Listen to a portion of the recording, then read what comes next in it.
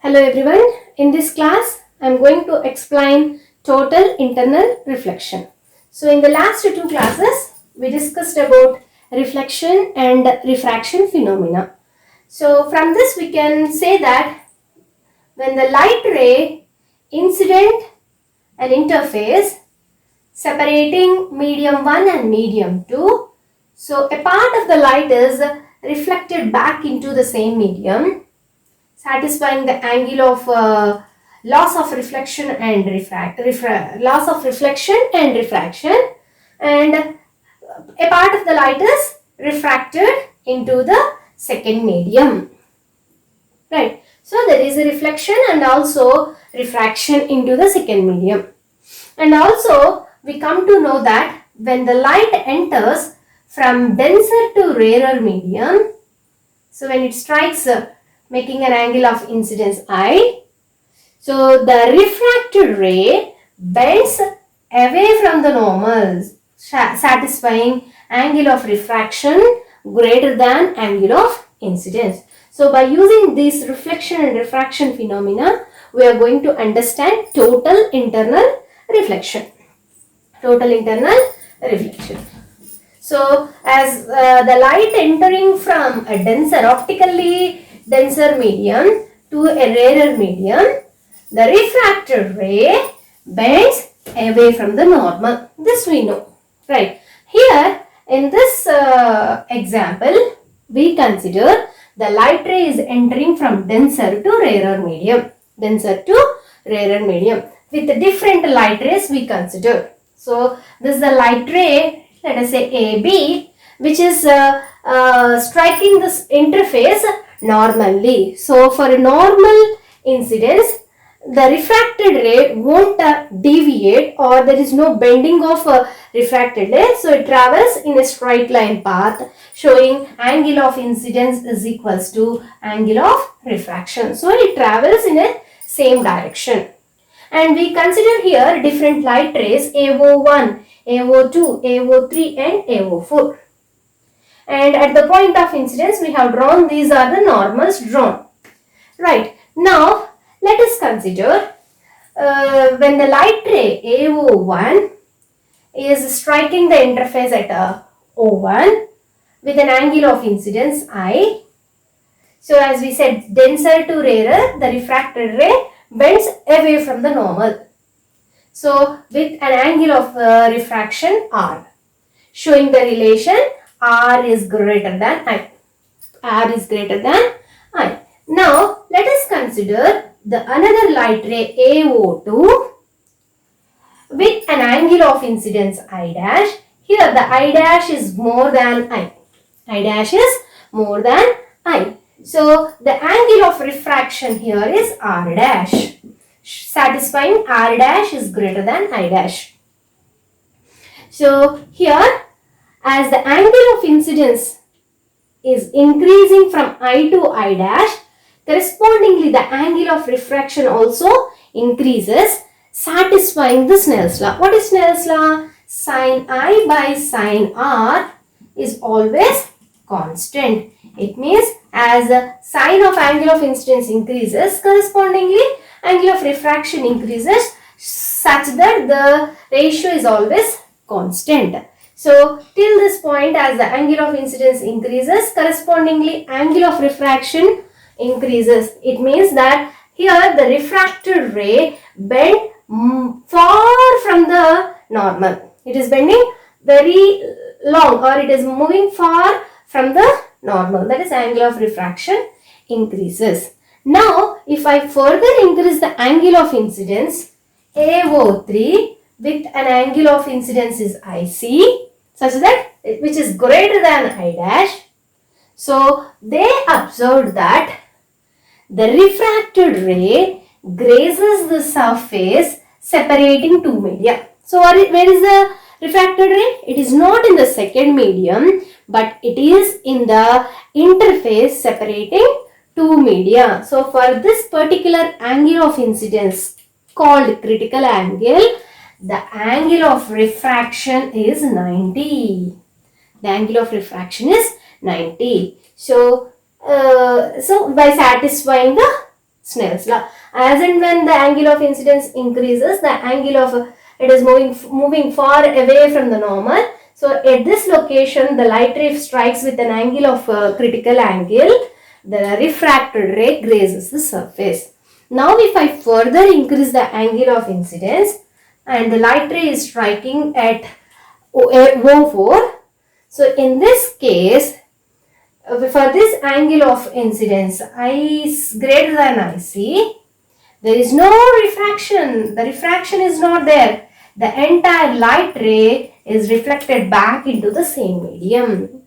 So here the refraction phenomena is not possible for an angle of incidence which is greater than critical angle. Up to here for AO3, as we are increasing the angle of incidence, correspondingly angle of refraction increases. So the refracted ray bent away from the normal. But for this angle of incidence called angle of incidence which is more than critical angle, there is no refraction. The entire light ray return back into the same medium. So this we call it as total internal reflection. The entire light ray, if it strikes the interface, making an angle greater than the critical angle, for which the reflected light ray, the light ray reflected into the same medium. The reflected light ray coming into the same medium. So this is called total internal reflection. There is no refraction. At this position, there is no refraction. Entire incident light ray is reflected into the same. So at this condition, at this angle, the Snell's law is not holds good. Terminus moment, yes, as I increases, R increases. But for R, if we increase I, correspondingly, the refraction will not take place. The entire light is reflected back. Right. So this angle, the angle of incidence corresponding to IC, for which the refraction angle is 90. This is called critical angle for an angle of incidence. When we have to say this is critical angle, for the angle of refraction should be 90, then we can say this is a critical angle. This is a critical angle. So from the Snell's law, we know that Snell's law, sin I by sin R. And this ratio is equals to the relative refractive index of medium 2 with respect to medium 1. This we defined already. And for the case of light entering from denser to rarer medium, now with the equations I am going to show you. For R should be greater than I. If R should be greater than I, R is greater, moving away from the normal. In that case, N21, what happens to N21? Is it less than 1 or more than 1? Here R is greater, so N21 is less than 1. So, to satisfy this condition called N21 less than 1, even though we are increasing the angle of incidences, correspondingly refraction angle also increases, but for this critical angle, the angle of refraction is maximum. If I further increase this angle of incidence, that is more than the critical, there is no refraction. It means Snell's law is not satisfied. So I equals to IC. So what is the maximum value of sine? The maximum value of sine is 90. So for an angle called critical angle, and sine of maximum value is 1. Up to this condition of critical angle, the Snell's law holds good. For angle more than the critical, there is no refraction. So Snell's law is not satisfied. The Snell's law is not applicable for an angle of incidence greater than critical angle. Right. So from this, by substituting this condition called I is equals to IC, and angle of refraction 90, this equation converts to N21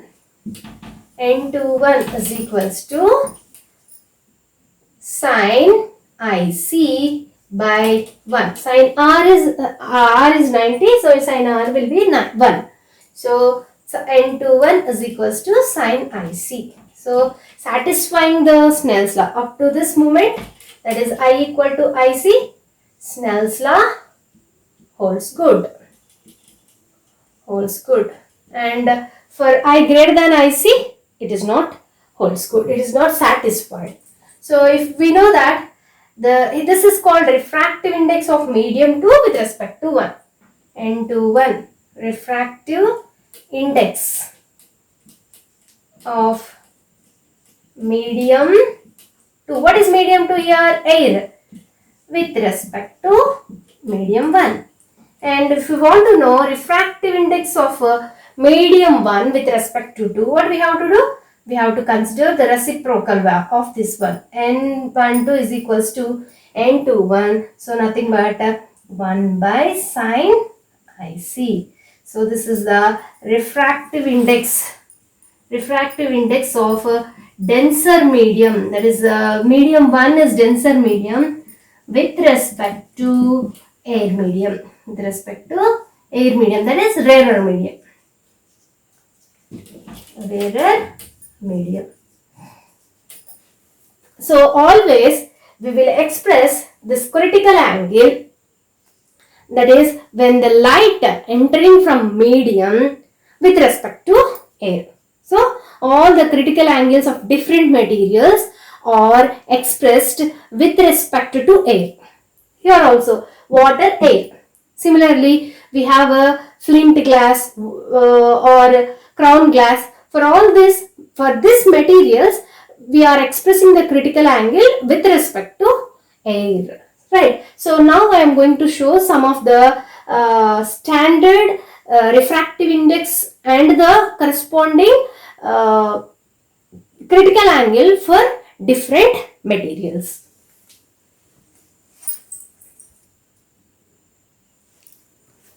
So for different materials like water, crown glass, dense flint glass, for a diamond.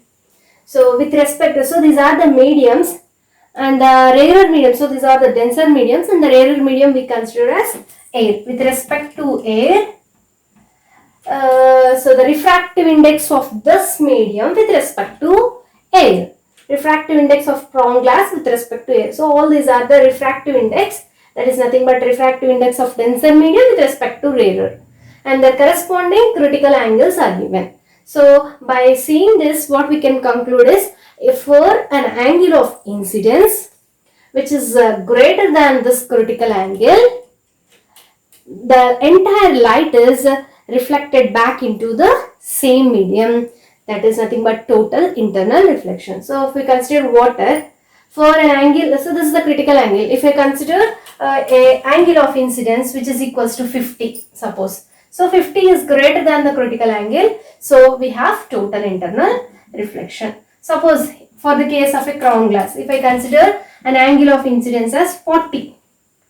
So here 40 is less than, that is angle of incidence is less than the critical angle. So total internal reflection may not take place. So always for the angle which is more than the critical angle, there is a total internal reflection takes place. So if we consider an angle of 45 degrees, yes, total internal reflection takes place. And for this, if we consider an angle of incidence nearly 40, that is the critical angle. Angle of incidence is more than the critical, total internal reflection takes place. Right. So for the case of a diamond, the critical angle is very small, which is 24.41. So if you consider an angle of incidence which is more than 24, that is, let us say 26 degrees, yes, total internal reflection takes place. So what's the difference between normal reflection and total internal reflection? That we will see. So in case of a normal reflection, the moment if the light strikes, whatever may be the smooth, polished surface it may be, a part of the light is reflected and some part of the light is getting refracted into the second medium. But in case of total internal reflection, the entire light ray, the moment it enters with satisfying an angle which is greater than critical angle, the entire light is reflected back.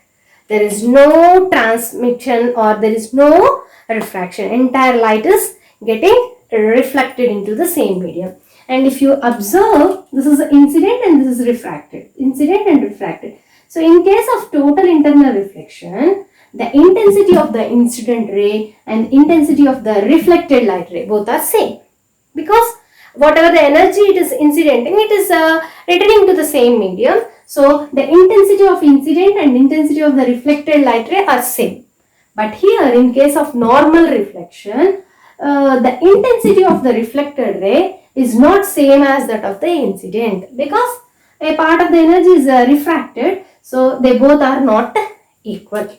That is the difference between reflection and total internal reflection. And one more thing, for this total internal reflection to take place, there are two conditions.